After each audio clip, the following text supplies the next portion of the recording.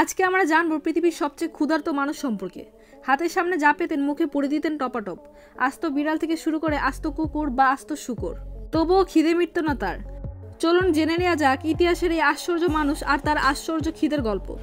ফ্রান্সে এককালে তারারে নামে ছিলেন এমনই এক ব্যক্তি যার অসীম খিদে ও খাওয়ার ক্ষমতা অবাক করে দিয়েছিল চিকিৎসা শাস্ত্রকেও।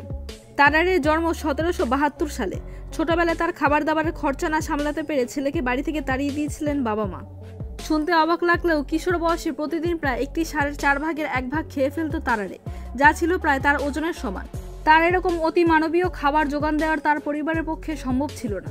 বাড়ি ছেড়ে আসার পর ঘুরে ঘুরে দিন কাটত তার। কয়েক বছর এদিক সেদিক ঘোরার পর এই বালক যোগ দেন একটি সার্কাস পার্টিতে। যদিও সার্কাস পার্টিটি ছিল মূলত পকেট মারদের। সার্কাসের ছলনায় দর্শকদের পকেট মারত তারা। অল্প কিছুদিনের মধ্যেই সেই দলের মূল আকর্ষণ হয়ে ওঠেন তারারে। মঞ্চে এসে যে কোনো কিছু খেয়ে দেখাতো সে। কখনো পাথর খেয়ে দেখাতেন তো কখনো জ্যান্ত জন্তু তুলে মুখে পুড়ে দিতেন। আবার 1 ডজন আপেলও গিলে ফেলতে পারত দর্শকদের সামনে। তাকে দেখতে ভিড় জমে যেত। এক প্রত্যক্ষদর্শীর বর্ণনা অনুযায়ী তারারে দাঁত দিয়ে জীবিত বিড়াল ছিঁড়ে তার রক্তপান করত। তারপর শুধু কঙ্কাল বাদে পুরো বিড়ালটাই গিলে ফেলত। একইভাবে সে কুকুরও খেয়ে ফেলতে পারত। একটি সার্কাসে তারারে জীবন্ত ইল না চিবিয়ে গিলে ফেলে তাক লাগিয়ে দিয়েছিল। খাওয়ার আগে শুধুমাত্র ইলের মাথাটা ছেঁচে নিয়েছিল। তবে কিছুদিনের মধ্যেই পরিপাকতন্ত্রে ঝামেলা দেখা দেয় তারারের, যার জন্য ফ্রান্সের একটি হাসপাতালে ভর্তি করা হয় তাকে। শেষ পর্যন্ত সার্কাসের কাজ ছেড়ে দেয় সে। অবাক করা বিষয় হলো এত খাওয়া দাওয়া সত্ত্বেও তারারের ওজন ছিল সাধারণ মানুষের মতোই। 17 বছর বয়সে তারারের ওজন ছিল মাত্র 100 পাউন্ড, যা প্রায় 46 কেজির সমান। তার পুরো শরীর জুড়ে ছিল ঝুলে পড়া চামড়া। যখন সে খেত তখন পেটের সেই চামড়া বেলুনের মতো ফুলে টান টান হয়ে যেত। তার মুখ অস্বাভাবিক রকমের বড় ছিল।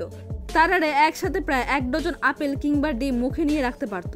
তবে তার শরীর থেকে সবসময় দুর্গন্ধ বের হতো, তাই তার আশেপাশে কেউ ঘেঁষত না। খাওয়ার পর এই দুর্গন্ধ বেড়ে যেত কয়েক গুণ। সেই সময় প্রচণ্ড ঘামার সাথে তার চোখগুলো হয়ে যেত রক্তলাল। অনেকের মতে খাওয়ার সময় শরীর থেকে দৃশ্যমান বাষ্প নির্গত হতো, মানে ধোয়া ধোয়া। এত কিছুর পরও আশ্চর্যের বিষয় হলো তারারে কখনোই তার শরীরের ওজন বাড়াতে পারেনি। এমনকি খাবারের পর তাকে কখনো বমিও করতে দেখা যায়নি। তবে ছোটবেলা থেকেই তার ডায়রিয়ার সমস্যা ছিল প্রকট। সার্কাসের কাজ ছেড়ে 1788 সালে তারারে ফ্রেঞ্চ আর্মিতে যোগদান করেন। তার খাওয়ার এই বিষময় প্রতিভাকে কাজে লাগায় ফ্রেঞ্চ আর্মি। বর্ডারে যাওয়া পুরসিয়ানদের কাগজপত্র কিংবা দরকারি জিনিসপত্র গিলে ফেলার দায়িত্ব দেওয়া হয় তাকে। তবে আর্মিতে যোগদানের পর তারারে সবচেয়ে বড় সমস্যায় পড়েন খাবার নিয়ে। প্রত্যেক সৈন্যর জন্য ছিল নির্দিষ্ট পরিমাণ রেশন, অথচ তারারের খাওয়ার সামর্থ্যের তুলনায় তা ছিল অনেক নগণ্য।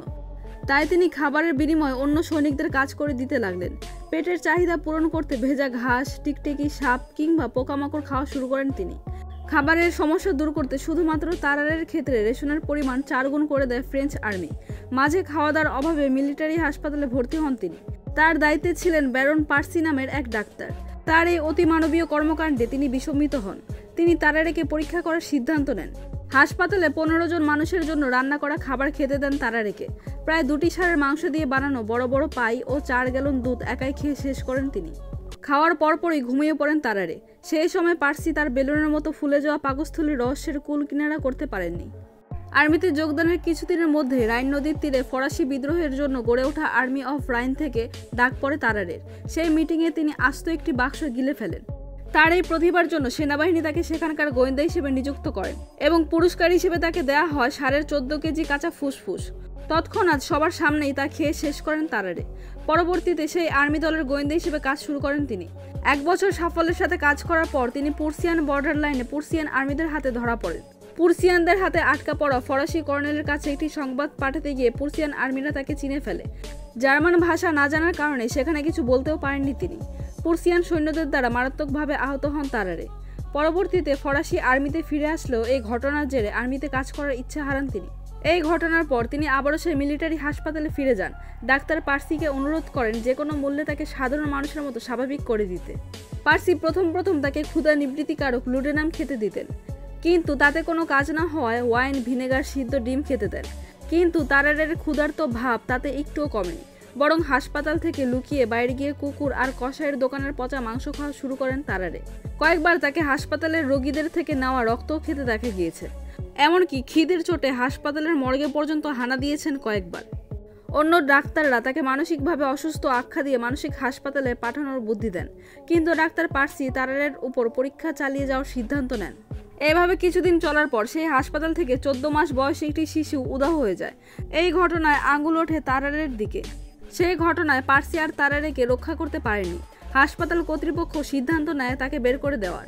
4 বছর পর 1798 সালে ভার্সাই হাসপাতাল থেকে ডাক্তার পার্সির সাথে যোগাযোগ করে বলা হয় তার প্রাক্তন এক রোগী তার সাথে দেখা করতে চায়। তিনি ভার্সাই হাসপাতালে গিয়ে দুর্বল ও ভেঙে পড়া তারারের সাথে দেখা করেন। তারারে জানান প্রায় 2 বছর আগে তিনি একটি সোনালী কাটা চামচ গিলে ফেলেন।